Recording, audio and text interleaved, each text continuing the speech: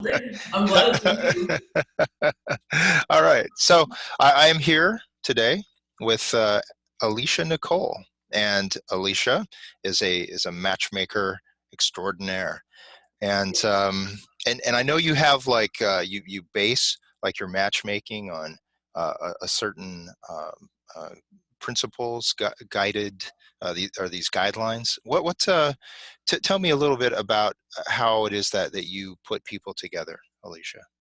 So I use a personality science originated in Russia, and it's stemmed from Carl Jung's theory and Mm-hmm. also a little bit of Myers-Briggs.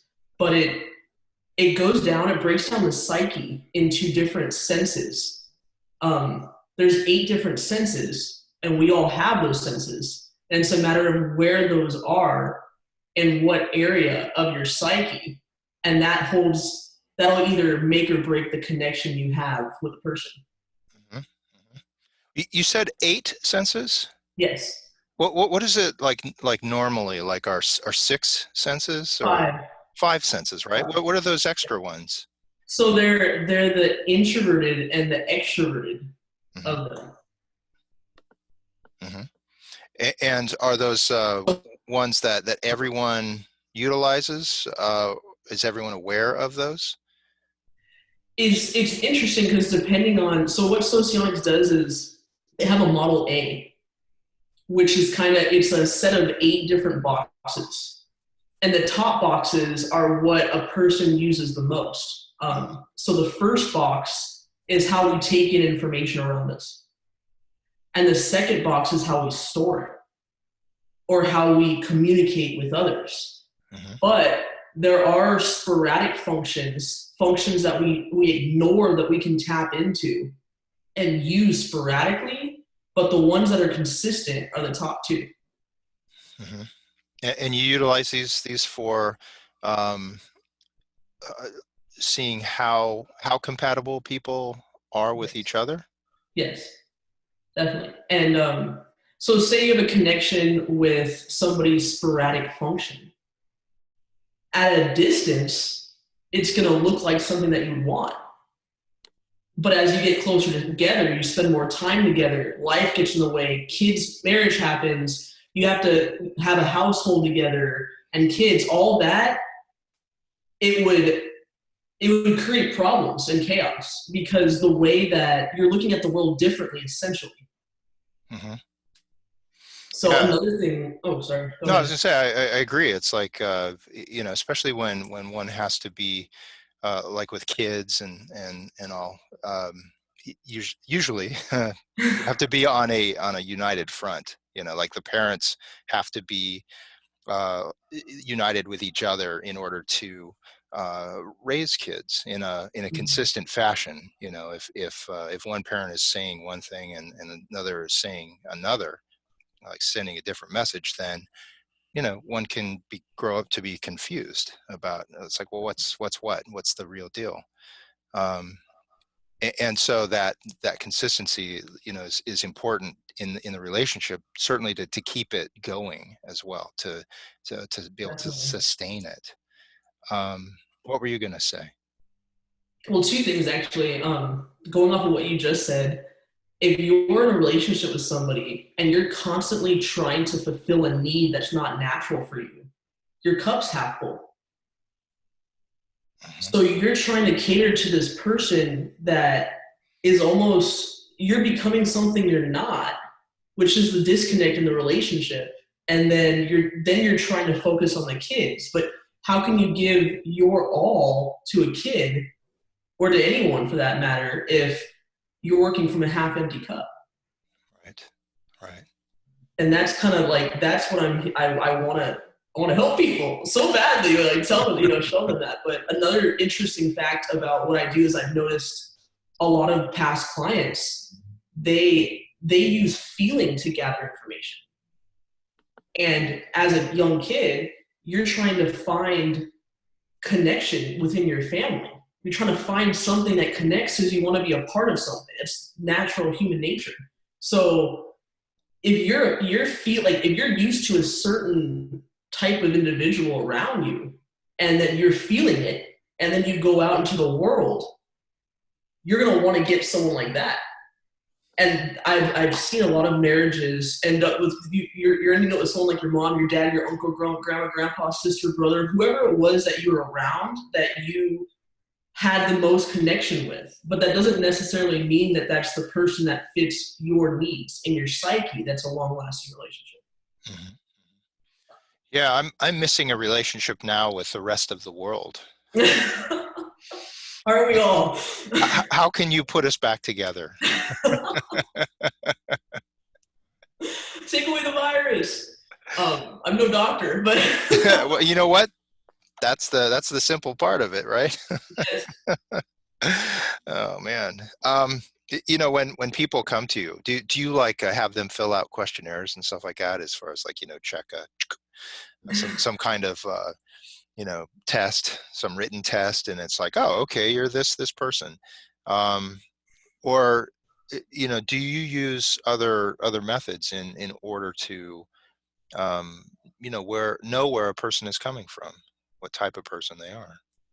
I'm working on a little bit of a test because socionics isn't all of it. I believe in astrology, and I also believe in there's and the culture. I mean, there's all differences between people, but to get down their specific socionics type, I'm able to look at someone's eyes and define what their type is. Sometimes if I'm off, like I'll use a video or in person. I'm really on it in person, but if I do question it, it's usually because I'm seeing something in astrology that's like one of the senses in socionics. Hmm. So once I understand, oh, you're that, then I put it all together. But I do start off with a discovery call because I do want to know if we're a right match. I don't want to just have a client where it doesn't fit. Their needs are not what I can give to them. So I do start off with a discovery call to find out what they need, and then I explain to them what I do, and it goes from there. Can you, by hearing someone's voice, by hearing the vibration, the intention of someone's voice, does that help in like knowing where a person is coming from?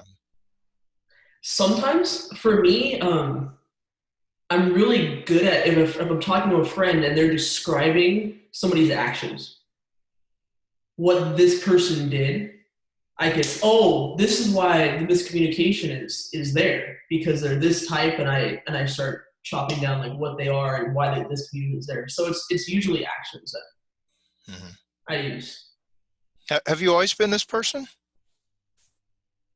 Um, I definitely, when I was a kid, I used it for protection. So yes, I would say yes, but I didn't have the framework of socionics to explain it. Hmm. So I was able to see. I grew up in a very dysfunctional home, so I was able to see dysfunction at a really young age, and I used this method for protection. But then I started growing up, being older now. Why didn't my parents work? What happened? And I started getting answers. It's so funny because in sociology there's 16 different types and 4 different quadrants, so different pods. Each pod, um, they value different things. And it's funny because my entire family, my mom's in one pod, my dad's in another pod, my sister and I. So I got a little bit of everything. And Yeah. when I figured it out, I'm like, that's why. And I believe if people just understood, even parents with kids, perfect parents, perfect, like, I mean, there's not really a perfect parent, but parents that are a match, but their kid is in a different pod than they are, there's still going to be a struggle there. But if they know their child's personality and they know their psyche, they might be able to bring in the right help to guide them through life. Or they can learn what they need and fix their way of parenting or explanation, whatever it is. So, So the services that you offer, are they all forms of relationships, as far as because you have your romantic pairings, yes. right? And then you have like the relationships between parents and children. Mhm. Do you look to educate people in all of these different types of relationships? Definitely. There's employer employee, right? There's Yeah, those relationships too. definitely. And so you can go into like a business, right? And Mhm. see kind of how one's communications are, between two people, and look to help them improve that. Yes. I actually worked with a company, corporate, and I noticed when I was a lot younger that there was a bunch of regional managers, but none of them could communicate properly. And I was like, if only I knew you now, and I'm very capable of walking into a place and just because I can type like that, and then it's just all explaining from there. Yeah, Mhm, mhm. and improving lives, which is the best part. And part of that, as you're explaining it feels like uh, knowing the science behind it, but also having a feel for it, like that's your gift, right? Is to be able to recognize where a person is coming from, Mm-hmm. from their energy. I discovered that within myself, um, probably later in life, where it was something that I discovered it in myself. It's like I'd been doing it with groups and all, but uh, seeing it as like a talent or a gift. It's like it didn't come out until I was like working like conventions and all, and people would be coming up to my table, and I would know where they were coming from. I know how to speak with them, and it was something that it became an awareness to me. When did that become aware to you, that you had that ability to just kind of know where someone is coming from? A lot of life experience, lots of it, because I grew up an angry kid from a dysfunctional family, and I had issues where I was very closed minded, Hmm. and it was my way or no way, and I was very hard headed. But once I was able to come out of like get away from my family and be in relationships that I cared about, close family members that we never saw eye to eye, but I loved them. So I would sit there and listen, and I would understand the way of communication. And then when I understood socionics, it was the cherry on top. Yeah, so it was a lot of maturity growing up and taking myself away from the situation that I was so tied to and so isolated into. Right, right. Yeah. So do you have that's funny, this idea of isolation and being taken out of a situation. It's like, we're as a world, a vast majority of us are like having to kind of take ourselves away from a relationship that we have with the outside world, and yet uh, our home life, that can be intensified. Mhm. That can get like really quite hairy. It's like what's like the best ways to like cope, like if one is having to spend a lot of time at home, with their significant other, and not have that release valve of like just going out, and just leaving, to go to work, or just whatever. What are good ways of coping right now? I think the direction I want to go is that everyone needs a relationship with themselves, Hmm. Hmm. by themselves. And it's not sitting in a room looking outward, but it's sitting in a room looking inward. And I found the best way to do that are Kundalini yoga. It drains the nervous system. It balances out your chakras. It grounds you, and it gives you a perspective of going within, but also getting. We talk about spirit guides and stuff like that. Getting thoughts to guide you in the right direction.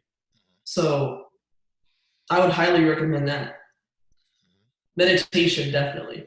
But from there, I mean, I'll always stand by that everyone knows, anyone who's in a relationship right now and who's living with people, as far as romantic relationships or partnerships, Mhm. you intuitively know if it's working or not. I'm just here to explain why, you know. But if you're in a relationship and you're stuck with somebody at home and there's things going on around you, buffers. There are a lot of buffers in relationships that make them last longer. And those buffers are a lot of them are alcohol. I did it for years. I was an alcoholic for years, but there's alcohol, there's drugs, there is that distance. So if you're in a small place and you're married to someone and you have kids, but you never see them, because you're used to being out or about for 12, 13 hours a day and you come home, what really, that's a buffer because you're not really around that person. Same with the alcohol. Alcohol, it buffers out the disconnect between chaos. It makes it easier to deal with things. And my challenge would be to anyone who's watching who thinks that possibly they need to give somebody up. And I'm only saying that because the astrology is changing right now. We're going into a whole new world. I really believe that this time is to reprogram. And it's because we're going into something that we don't even know what we're going into. And I think that's where all the fear is coming from because we don't know. Yeah, that But uncertainty. exactly. I'm trying to ride the wave too, but I mean, obviously, there's still your mind. But as far as going into this new world and getting into these new opportunities, who are you going to bring with you? Are you going to bring a life lesson that it was a life lesson and it wasn't meant forever? Do you want a new start? Is your cup 100% full when you're in a relationship? And if it's not, or if it is with buffers, take out the buffers and experience it without the buffers and tell me if it still is, or tell yourself, be honest with yourself. And that's the challenge that right now, especially in quarantine, that we can do is remove the buffers and see, is this worth it? Is this worth my sanity? I've seen so many people, they're in relationships and they're checked out. They go to an office job for 12 hours a day and they're humans aren't meant for corporate, but I mean, there's some that are, don't get me wrong, but I mean, like, naturally, like, we're not meant to be in an isolated place and work on a computer all the time. That's not what we're meant to be doing. I don't think so. I know it gives me anxiety, but my point is that you are pulled away from yourself at work for how many hours a day? How many hours a week? How many hours a month? You're constantly being pulled away from yourself, and then you go home, and are you pulled away from yourself in your relationship? And those are things that they're very. I see that so often, and I just want to like. I'm not one to pry, but I definitely am trying to guide in a way where that open people's eyes. Hmm. Do you really know who you are? If you're pulled this way for 12 hours and you're pulled this way when you come home, do you really know? And the way to do that is to meditate and is to do the Kundalini yoga and sit with yourself and go within and kind of knock down that pulling away from yourself as much as you can. You described my life to a T, which is 12 hours in front of a computer now, sometimes more, in a small room in isolation. That's my life. But you have people like me to talk to, Jason. It's a well, how I see it, it's a window to the world that I'm in. I'm not just like entering in numbers or, you know, No, doing anything like that. I'm connecting with people. My digital self is like is out there connecting with others in meaningful ways. That's the saving grace of yeah. that for me. But yeah, being able to remove a buffer, to not have to deaden ourselves with a stimulant, alcohol or a depressant like Yeah. that, and to be alive, to be awake, Mm-hmm. to uh, something that is even greater within us. That is, uh, sometimes we will take that voice that is calling us from our spirit and try to drown it, in some activity that will uh, not allow for us to activate it, because it would mean change, it would mean discomfort, It may mean, where we see that our relationships are not the greatest, Mm, and that can be a hard time. definitely. And yet it's a trade-off for a hard time, Hmm. where one is suffocating themselves. Um, there's something about the buffers too, as far as those do you think that in healthy relationships, the model that I use for like a healthy relationship is almost like a DNA strand where, you know, people are going to, towards the same goals. They're moving in alignment, but it can start to, where they have their moments of where there's the closeness, and then the coming apart, and then the closeness, and then the coming apart, and then the closeness. Um, and where, we don't have to be on top of each other um, 24/7, Mm, right? Because that can, you have to really, be aligned with someone to be able to do the 24/7 thing. And it's why most husbands and wives don't work together, mm, at the same job. Or if they do, it's like they are either very, goal oriented. It's where they have like their, yeah, this is what we're doing. um or it's like they're coming together to not enough to be able to just have those moments of separation, of where, it's like, okay, this is what I'm working on for myself, this is mine that I am working on.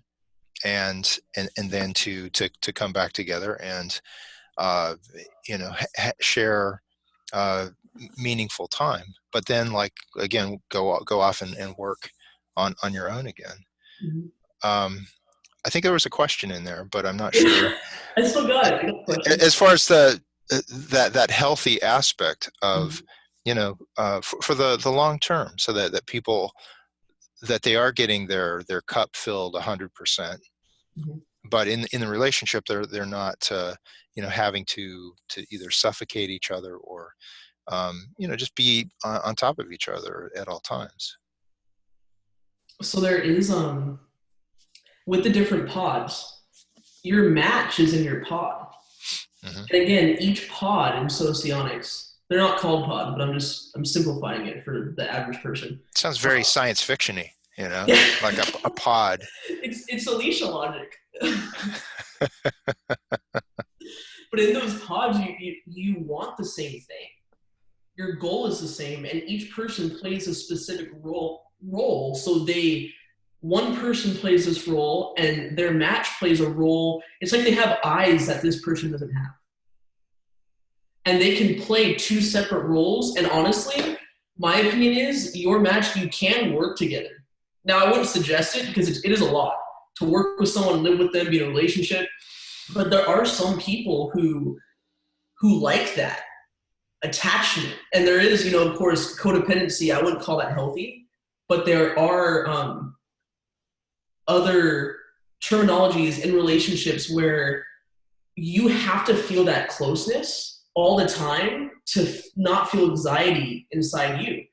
Mhm. I'm not a psychologist, but that could be an issue. But I think that there's also a preference. My preference is having my match. We have our own thing going on, but we come together. But every time we come together, we're still growing. Even though we're separate, we're still aligned. And that's what duality is in socionics. It's it's you're playing a role that I cannot, and it completely fulfills what I need. And that's what it is. It's not interesting that you say this. I've heard a lot of that kind of relationship, and it's called a certain relationship in socionics. It's called an activation, and the activation relationship, they have the senses that you want your match to have, but they're reversed. So it's literally my favorite example of this is Miley Cyrus and Liam Hemsworth.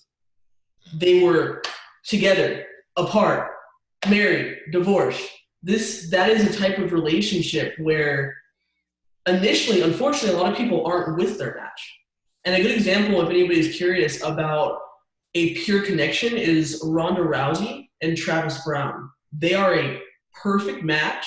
I'm rooting for them. I believe they're going to last, and it's because they have, I believe their astrology matches up too, if what the internet says is right. So they have different layers that are complete.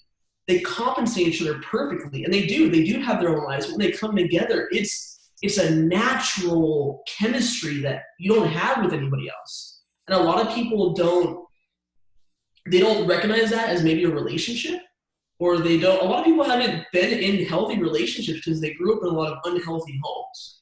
So the healing and all of that, sometimes people don't find it. But activation is a common relationship that at a distance, it's exactly what you want.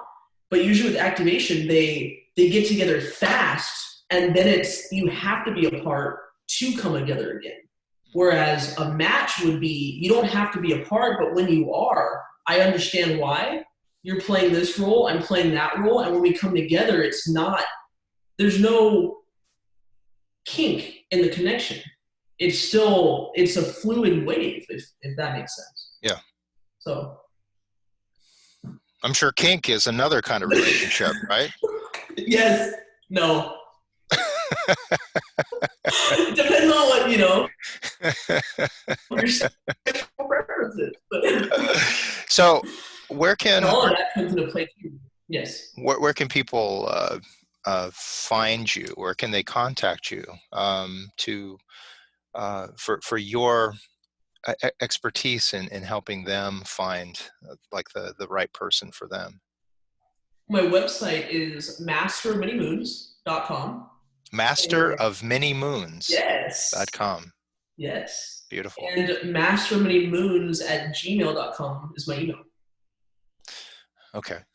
Perfect. So go to Alicia's website, Master of Many Moons, and do you lay out socionics like in a very a way where people can understand like the science behind it on your website?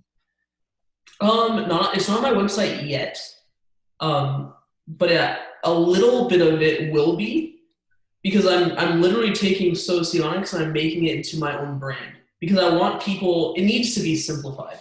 I think the Right. biggest mistake about socionics is a lot of people mistype themselves, so it's underrated, but because they're not including the other elements in their personality. Mm-hmm. But yeah, so it's not credible right now, but I can show people why it should be. And you're that guide Yes. through it, and using your knowledge of astrology and your intuitive knowledge as well, and bringing people together Yes. there. That's fantastic. Fantastic. Anything else that you wanted to mention before we close out? I don't think so. I don't think so. Why? Do You you have you something? no, you have a lot to say, Alicia. I do. No, I do have a lot. I can talk about this for hours, but it helps to bounce off of somebody. But yes, I can talk about this for. Yeah. Yeah. As far as with relationships, it's like this time in our life when we're getting a dose of like lack of just basic relationships of our community and all. It's like we can see how good relationships, how they help keep us balanced, they keep us sane.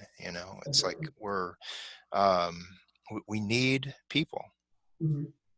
and it's good when we create healthy relationships. It's like we can see the difference when we have healthy relationships. We can know the difference, and to work to strive towards maintaining the the relationships that are maybe they're not 100%, but it's like if they're if they have a lot of healthy aspects to them, it's like, cherish those. Mhm. And I want you to have the last word on it, Alicia. Well, with what you said, communication and listening, being able to communicate, just because somebody does something and it might seem bad to you, doesn't mean that their intention was bad. And that's it's the disconnect in the connection. But if one communicates and the other one's willing to listen, and vice versa, healthy, of course you can't have your match for everything in your life, and there are needs of you need things or whatever in other ways that you can benefit from other types. Don't get me wrong there, but Sure. um yeah, but just to keep those balanced too is communication. To keep any relationship balanced is communication, listening, and being willing to do the work to keep the relationship healthy. Beautiful. Beautiful. Thank you. Thank you, Yeah, Alicia. Alicia thank you. Nicole at Yes, masterofmanymoons.com. And the matchmaker, if you're looking to improve your own relationship, or if you're looking for a relationship, then check out masterofmanymoons.com. Alicia Nicole. Thank you. thank you. And blessings to you.